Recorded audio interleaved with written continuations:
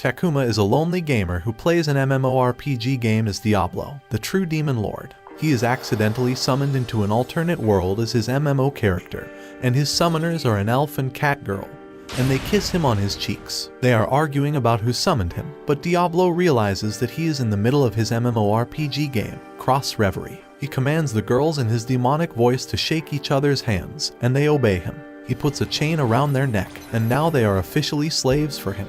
They walk together away from the tower, and the girls are disappointed that the ritual has failed. Diablo realizes that it is because of his demon lord ring, which allowed him to reflect their enslavement spell onto them instead. He tells them that no magical abilities will have any effect on him, as he can reflect it. They head into town to see if they can have the magical powers dispelled. On their way, the elf girl introduces herself along with the cat girl to Diablo. She is Shira L. Greenwood, and the cat girl is Rem Galu. They call Diablo a rare summon creature, but Diablo instead calls himself a demon lord. This impresses Shira because she somehow managed to summon a demon lord. They check in at the inn where they're greeted by the innkeeper. They argue about who will be sharing the room with Diablo as they can't afford 3 rooms. They continue fighting, but the innkeeper instead forces them all to stay in the same room with him on a single bed. A woman called Seals enters the room, and Diablo recognizes her as the head of the Mages Association. She sees the slave collars on the 2 girls and is confused about how this occurred. They explain to her how they failed to summon Diablo, and how they are now stuck with these collars. Diablo demands to know what her business is, and a man comes in attempting to act like a typical knight in shining armor. Diablo, however, puts fear into his bones, and the man walks away like a coward. Seals leaves, and Diablo asks Rem about her relationship with Seals. Rem refuses to tell him anything, but Diablo realizes this could be a story event that could turn into a disaster later on, so he takes her back into his room to torture her. Diablo tortures her by tickling her cat ears and grabbing her tail, which eventually breaks Rem's silence. He makes sure she is okay before going on to learn about the secret she's hiding. She reveals that she has the demon lord Krebscombe sealed within her body, and Diablo recalls that this demon lord was the strongest boss in the game. She tells him that she only wishes to release and get rid of this demon lord from her body, as it has caused her great sadness and loneliness. Diablo tells her that he thinks this will kill Rem, and learns that this is the real reason she knows Seals. Rather than abandoning her, Diablo promises that he will help Rem, and that he will never leave her side. This makes Rem emotional, and she thinks she can finally trust someone.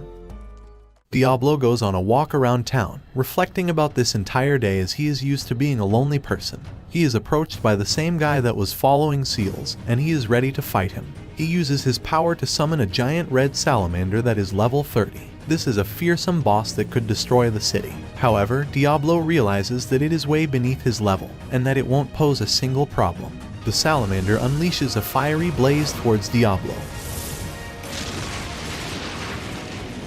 but our overpowered protagonist stands there unharmed. The mage tells the dragon to summon another fiery attack towards Diablo.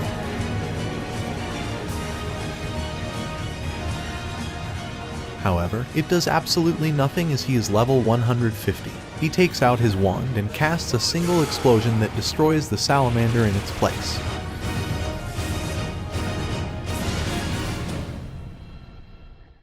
The mage demands to know who Diablo is, and he states that he is the true demon lord from another world. He wakes up the next day and sees Plot next to him, so he decides to develop it. He can't control himself, so he continues developing Plot. They head to the Adventurers Guild to determine their level and to be able to go on quests. They go sign a contract, and Shira says that she needs his blood stamp to finish the approval. He manages to bleed everywhere somehow. Shira faces a mirror to determine her level, and she finds out that she is only level 30, which disappoints her. Diablo goes next, and the mirror begins overflowing with energy and causing chaos to ensue.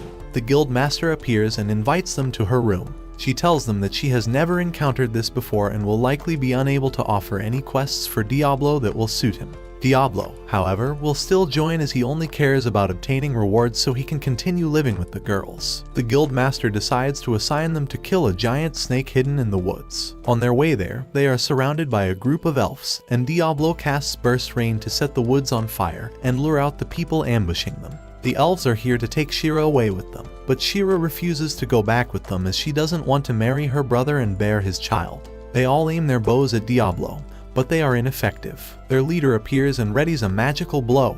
However, it still doesn't do anything to Diablo. Diablo gets angry, so he casts Freesia and freezes the entire field into ice. Seals' follower appears again, but is beaten down by Diablo and Rem. Shira tells the elves that she will never come home, and that they should leave her alone. That night, Shira decides that she wants to reward our man in a special manner. Rem, however, interrupts them. Diablo is back in the guild master's office, and she assigns them a special request that was made specifically for Diablo. The person who made this request was Seals, and they think she may be the reason behind the recent attacks. Rem states that she doesn't want to accept it as she cares for Seals, and doesn't think she's a bad person. Diablo tells her that she doesn't have to oppose her, and that he will never make her do something she doesn't want to do. Rem agrees that she will stay behind. As they are leaving the guild, a true knight in shining armor appears, Emil, who confronts Diablo. He is not only a level 50 warrior, but he is also the ally of women. He is here to save the day from the demon lord that has enslaved Rem and Shira. They attempt to explain it as a misunderstanding, but Diablo is too excited. Emil uses sword smite against Diablo, but he parries the blow with his wand. Emil attempts to use another sword skill called Alp's Fall, but is knocked out before he could unleash his skills. Emil, however, attempts to attack Diablo again, but Shira and Rem stop him and explain the situation. Emil apologizes for his behavior and that he will become friends with them. He reintroduces himself and tells him that he will always support them. While walking towards the bridge, Shira suggests they bathe in the river as there hasn't been enough plot development in a while, but Diablo refuses. They reach the bridge and are informed that there is likely a large army of demons heading this way. One of the soldiers is afraid of dying, but Diablo tells him that he shall protect them. Shira realizes that they may be here to resurrect Krebskull, and Diablo realizes they're after Rem. Meanwhile, Seals tells Rem that she got rid of her insubordinate servants for his actions, and she questions her about Diablo. Rem does her best to defend Diablo, telling her how much of a kind person he truly is. The guy comes in again, he reveals a dagger and is ready to get stabbed. Rem attempts to stop him but is too late, and he transforms into a giant beast. At the same time, demons approach the castle. A giant goblin approaches Diablo, but Diablo just punches him away. The leader of the demons, Edelgard, appears and the two fight. Rem and Seals run outside of the inn to escape, however they are unable to get away from the beast. Rem summons her own monster, but it gets destroyed quickly. As their last hope, Emil comes landing in and attempts to fight the goblin. He is weak against it, but he continues to fight and doesn't give up as he is the defender of all women.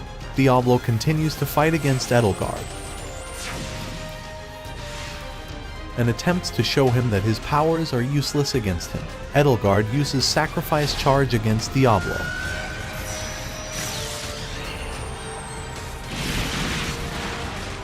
but it is useless against him. Diablo realizes that he could use this to his advantage by demoralizing the enemy. However, this is the first time Diablo has received any damage. He casts a grand magic spell and warns Edelgard to go away or he will destroy the entire field. However, she naively rejects his offer and Diablo casts his White Nova.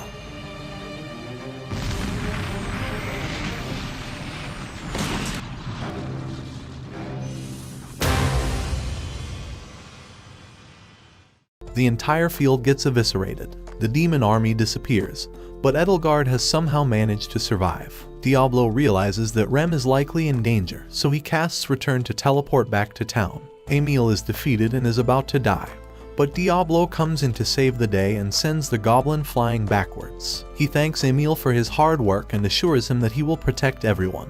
Gregory launches a dark bullet, but the spell is instantly reflected against him using Diablo's ring. The dumb goblin hasn't learned anything yet, so he casts Dark Press, but it is again reflected onto him, and Diablo makes it even stronger. He tells him that he will show him no mercy as he has killed many people on this field. He casts a black hole which sucks up the goblin into a void. Rem runs to grab Diablo and thanks him. Diablo states that he will always protect his slave as it is his property. Seals realizes that there may actually be a good demon lord after all, and they both make Diablo forget everything. The guild master, however, interrupts Diablo's opportunities and tells him that they must hand Shira over to the elves, or there will be a war. The lord of the city asks that Diablo prevents this war from occurring. Shira is surprised that this is actually going to happen, and asks Diablo if he'll accept the quest of preventing the war from happening.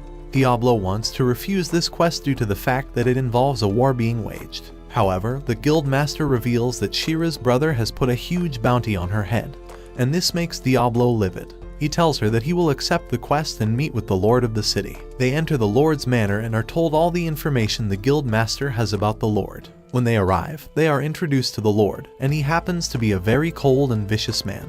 The guild master introduces the party to the leader of the city, and they also decide to introduce themselves. The leader of the city introduces himself, and Diablo is nervous as he has no idea how he should best introduce himself. He struggles to find the balance between his demon lord act or a humble person act. The leader of the city tells him that he has heard Diablo is a demon lord from another world, and Diablo replies, "Should I reduce you to ashes to prove it?" What a Chad. All the girls are scared, but the leader of the city ignores it as a funny remark. He tells them about the possible war that will ensue using the map, and tells them that this could be avoided by handing Shira over. He asks Shira why she doesn't want the life of luxury that she could be given, and she tells him that she wishes to find her own worth alone, and that she could never find that anywhere else. Diablo states that being free is a difficult thing to achieve, however, it is one of the most worthy goals that should be strived towards. Once the leader understands, he introduces them to a woman called Alicia Cristella. She is the strongest Imperial Knight they have, and she will be assisting them.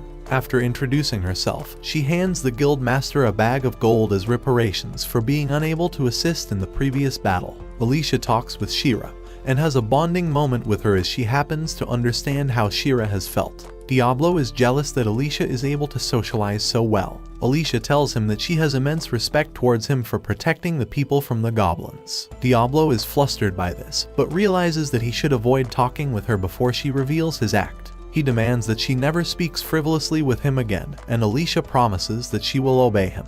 They head towards a weaponsmith, and Diablo wants to get a weapon that will allow him to better deal with opponents. He purchases a scythe, and Rem tells him that it's so big and long. Giggity. As they are walking away to buy potions, they are ambushed and bounty hunters kidnap Shira. A lot of them attempt to ambush him, but Rem and Alicia take care of them. Diablo runs in super speed to catch up to the opponents, and Emil appear to corner them and destroy them. Emil learns about the bounty hunt that has been placed on Shira, and they ask him what he will do about it. Emil, as always, chants that he will be the protector of all women, and that he will defend Shira. He leaves, and Alicia apologizes for letting this happen and pledges that she will not allow this to happen again. Diablo tells her that she shouldn't be so hard on herself, and tells her that she should instead be more self-compassionate. She has no idea how to take advice. Alicia is hungry, and they go to a cafe. At the cafe, Seals visits them and tells them that she's found a way for Diablo to take off the slave collars off Rem and Shira. She leads them to a cavern where there is a slave merchant inside. The owner greets the group and thinks Diablo is attempting to sell his slaves. Diablo yells at her for being wrong, but she notices that there is an immense amount of energy flowing from his body. Shira also says that she can see Diablo's body, which shocks Rem and Alicia. The slave owner also sees the enormous amount of energy coming from Rem, and asks her if she is pregnant with a demon. Diablo interrupts her, and Rem asks if Shira has been able to see her magical ability this entire time. Shira explains that she has, which is why she picked her to be her adventure partner. Rem says she's glad Shira is such an idiot, and leaves. Diablo demands that they learn how to remove the collars. The slave master tells Diablo that he needs to remove the slave collar through magical flow and physical contact. Plot develops. Diablo finds a thread and attempts to follow it deeply within. Magical energy emanates into the room as he unleashes his power. At night, Diablo reveals that he was unable to finish the ritual because the magical knots were extremely hard to follow and he was unable to untie them. Diablo hears the sound of a flute coming from outside, and a young male elf is standing outside. The elf introduces himself as Shira's brother. Diablo is extremely angry and yells at him for putting a bounty on his sister's head. He tells him that he will never hand Shira over to him, but her brother simply states that he was happy to see his sister is in good health. He apologizes for the bounty, but Shira isn't convinced by his acts. Her brother proceeds to ask if Shira wants to come with him or stay with Diablo, and she states that she wants to stay with Diablo. He states that he will be polite and leave, but he will be back again tomorrow to ask again politely. If Shira still doesn't want to come with him, he will simply never come back or bother them again.